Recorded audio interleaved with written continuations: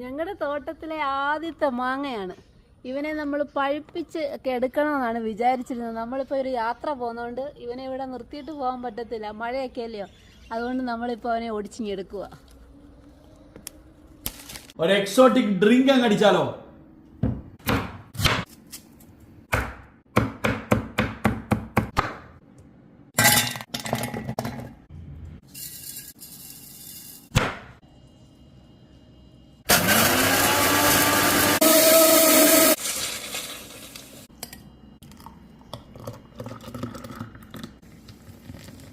കുടിക്കൂ, മമ്മി കുടി.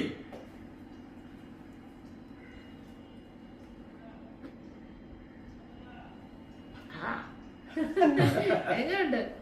Super, super.